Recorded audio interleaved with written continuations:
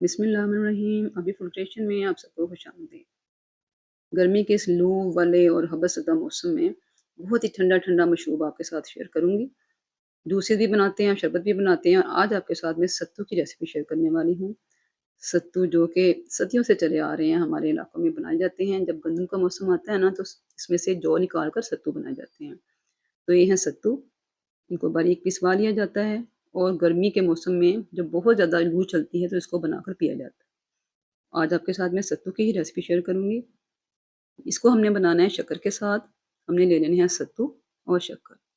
सत्तू को हमने बाज़ार से आराम से मिल जाते हैं, किसी भी दुकान से ले लें, रेडियो पे भी अक्सर मिल जाते हैं, स्टोर से मिल जाते हैं। इस तरह इनको बारीक पिसवाया होता है, आप खुद भी घर में बनवा सकते हैं जौ लेकर। तो हमने लिए हैं सत्तू, साथ हमने इस्तेमाल करनी है शक्कर। सत्तू और शक्कर का जोड़ होता है। अगर आप नहीं शक्कर इस्तेमाल करना चाहते तो चीनी भी कर सकते हैं। तो यहाँ पे हमने पानी लेना है एक मग में, तकरीबन मैं 1 से डेढ़ गिलास पानी लूँगी। आपने जितना भी बनाना है अपने घर के हिसाब से, अपनी ज़रूरत के हिसाब से आप बना सकते हैं। इसमें हमने शक्कर का इस्तेमाल करना है। सत्तू में शक्कर जो है वो बहुत ही मज़े की लगती है और शक्कर का इस्तेमाल जो है वो हमें ठंडक का एहसास दिलाता है, ठंडी होती है। तो चीनी के बजाय अगर आप भी शक्कर इस्तेमाल करेंगे तो आपको ज़्यादा अच्छा बेहतर महसूस करेंगे। तो यहाँ पे हमने 3 चम्मच डाले हैं। आप जितना मीठा पसंद करते हैं उस हिसाब से आप भी डाल सकते हैं। मैंने यहाँ पे 3 चम्मच लिए हैं और इसको अच्छी तरह से मिक्स कर लिया है। अब इसको हमने छान लेना है। जब भी हम गुड़ का पानी या शक्कर का पानी बनाते हैं ना, तो ये देसी होते हैं, देसी तरीके से बने होते हैं, तो इसमें थोड़ा बहुत जो है वो पत्ते, कुछ चीज़ जो है ना वो आ जाती है। इसको हमने छानना ज़रूर होता है।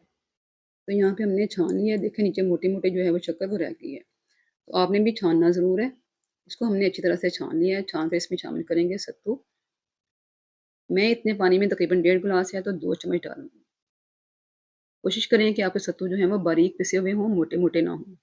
जितने बारीक होंगे उतने ही आपको मज़ेदार भी लगेंगे और इसका शरबत भी बहुत अच्छा बनेगा। अगर मोटा होगा तो वो अजीब से गंदम की तरह से आपको अंदर से दाने महसूस होंगे। जैसे होता है ना दलिया सा डाला होता है, इस तरह के नहीं होने चाहिए, बारीक पिसे होने चाहिए।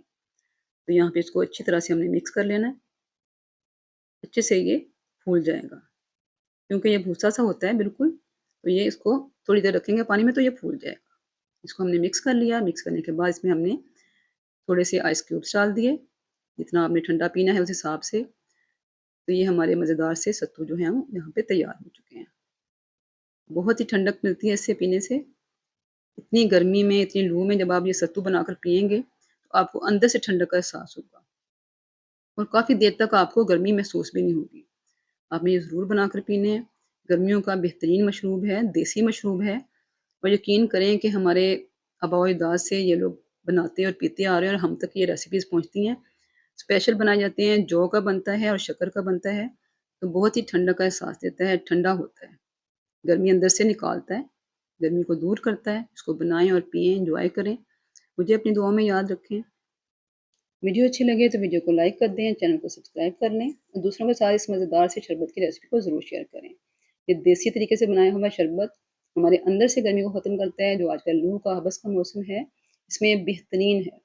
खुद भी बनाकर पिएँ, अपने मेहमानों को बनाकर पिलाएँ।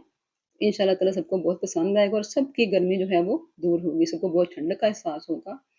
तो नई रेसिपी तक के लिए इजाज़त दें। अल्लाह हाफ़िज़।